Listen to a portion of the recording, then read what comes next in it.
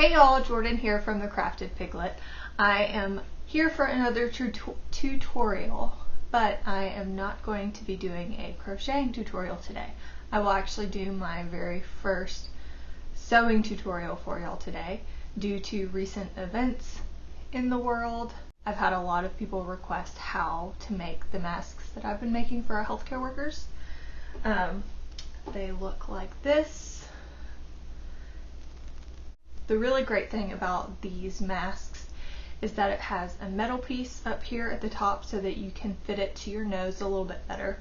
It's got this really soft elastic on the back that doesn't actually sit on the ears. It goes up above the ears and rests up at the top of your head and at the nape of your neck. It also has a pocket where you can put a liner, or if you still have surgical masks, you can stuff a surgical mask in here as well. Now this mask is tight enough to be worn alone. However, I'm mainly making these so that they will cover the N95 masks, so that these will extend the life of your N95 masks or any other masks that you have. So this will not protect you from getting any virus or anything like that.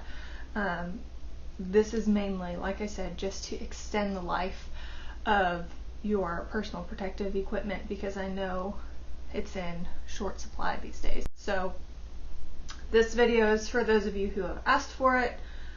So if you're wanting to know how to make this little guy, just stick around. For this project, you're going to need, of course, your sewing machine and thread. You'll also need scissors, a Sharpie, pen, some twist ties, pins, some fold over elastic, a ruler.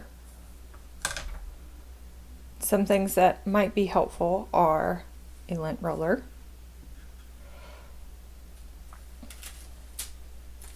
and a chopping mat that you can get at the dollar store. There are 2 pieces in each thing to make your pattern pieces. You'll also need some 100% cotton fabric as well as your pattern, and I will place that pattern in the description box. You will be using pattern number 2. With this pattern, again, you'll be using version number 2. You'll need to add in your seam allowances for the men and the women's face mask. You'll add 3/8 of an inch on this side, and this side for both men and women. And then for the right side, you will add a 1-inch seam allowance for the men as well as a 1/2 inch seam allowance, giving you 2 different pattern pieces. And you'll do the same thing for the women. So you'll need to do a 1-inch seam allowance and a 1/2 inch seam allowance. And all you need to do is put your ruler on the men's or women's, whichever one you're doing, and add 3/8 of an inch all the way down, connect your lines, and then you'll have your pattern. Next, you'll trace out your pattern on your cutting mat. If you choose not to use a chopping mat, cutting mat, then you can just use heavy cardstock. I find that this is just a lot sturdier and makes the tracing of your pattern a lot quicker.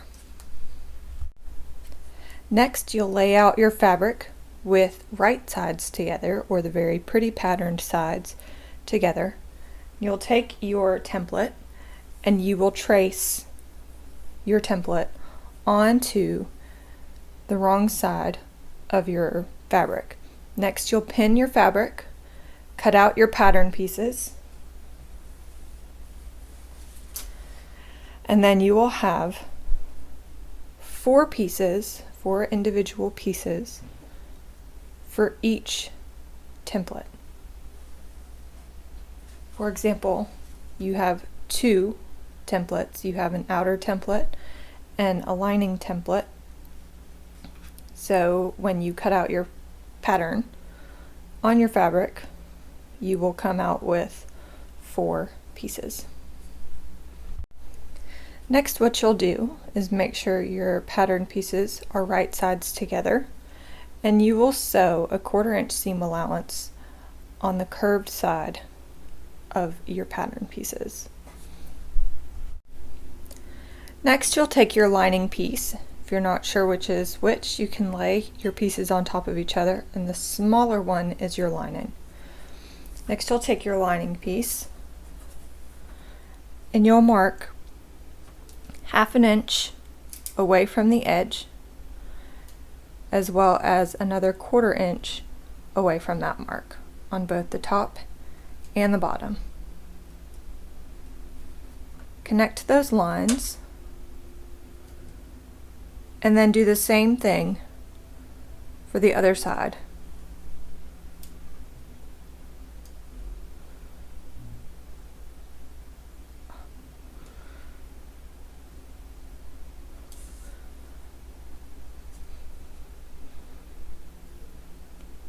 Half inch, 1/4 inch, half inch, 1/4 inch.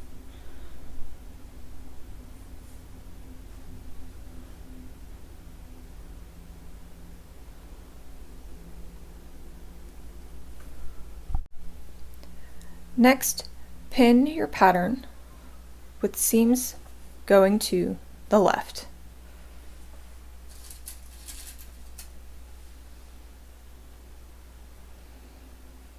On both the lining and the outer piece.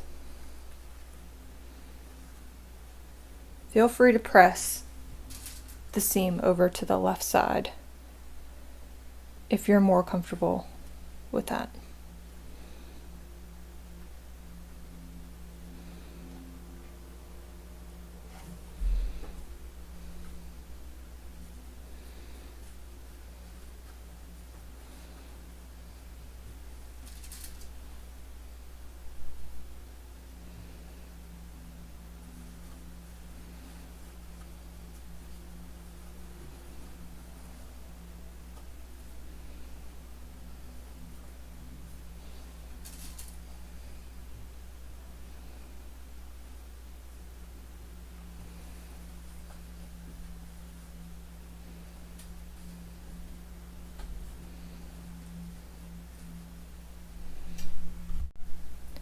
Next, you'll top stitch both the lining and the outer piece along that seam to keep the seam to one side. I've found that it's easiest to line up the middle of your presser foot with this seam line and make my needle go as far to the left as it can. Once you're done top stitching, flip over your lining piece and finger press or use an iron the edges up to the first line, and then fold your fabric up to the second line.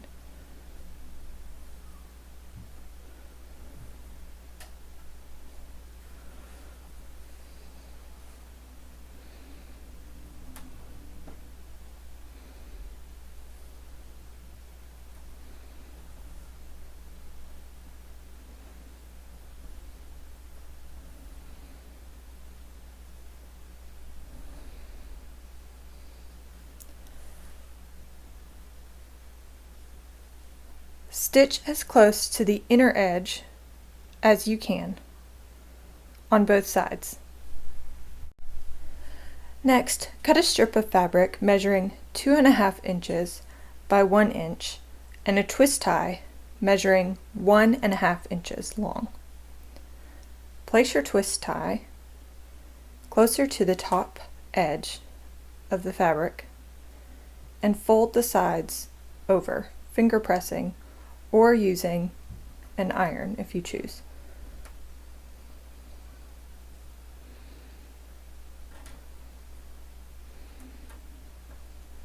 Next, fold the bottom of the fabric up to the top.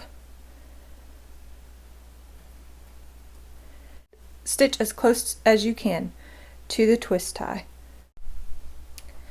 Next, take your lining fabric and place it right sides together on top of the outer fabric, nesting the seams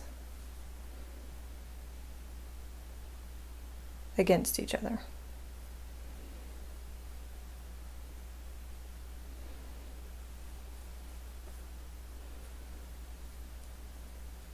Using your pins, pin the pieces together, starting with the top, going to the bottom, and then ending with the sides.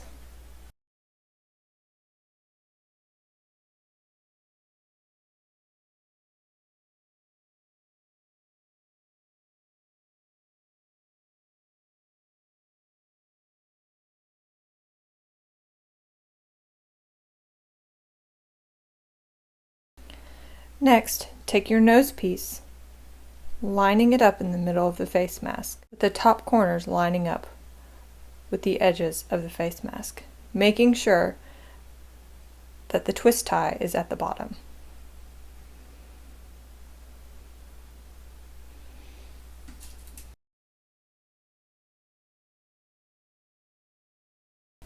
Next, sew 1/4 of an inch along the top edge and bottom edges of your face mask.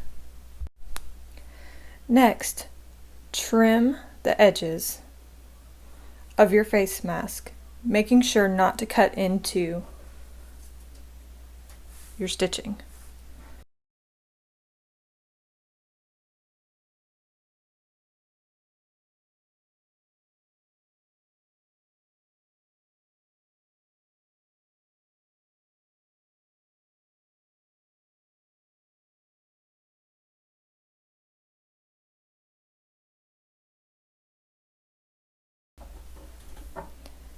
Next, turn your work right sides out.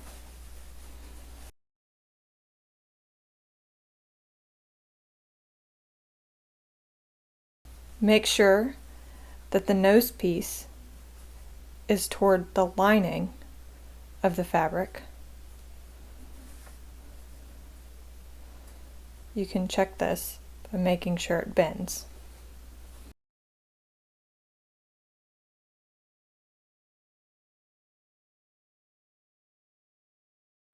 After pressing, top stitch as close to the edge of the face mask as you can, taking care not to run over the nose piece. I find it helpful to pin on either side of the nose piece as well as underneath, so I know where I need to pivot my needle around the face mask.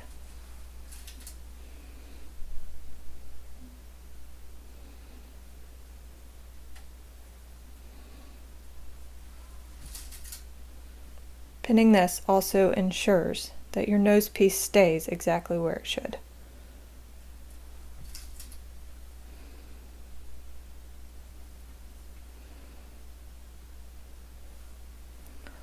Also, make sure you do the same for the bottom, stitching as close to the edge as you can. Take your elastic and cut it 9.5 inches. You'll need 2. Then you'll take your mask after you've top stitched it on both the top and the bottom, and you'll fold your sides in one time and then fold it in a second time, making sure not to go over the other seam.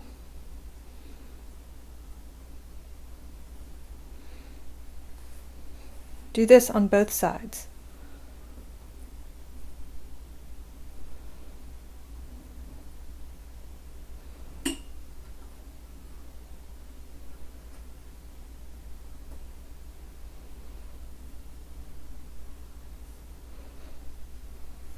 Next, take your elastic, lining it up with the first fold and keeping it just inside this edge of the fabric.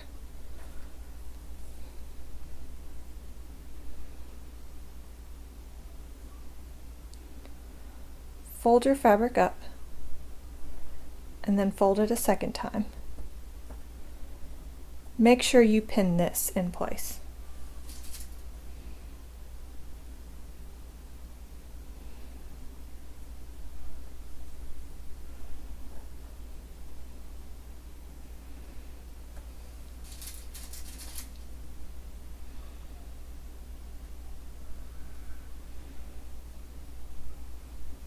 Do the same for the other side.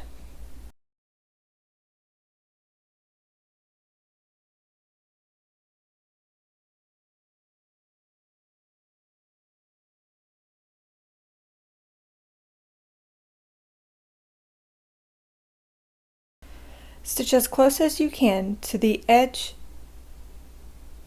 of this seam, making sure not to catch this seam in it. Then, once you've done the first stitching, you'll go back and do another line of stitching just to the right. Do this on both sides.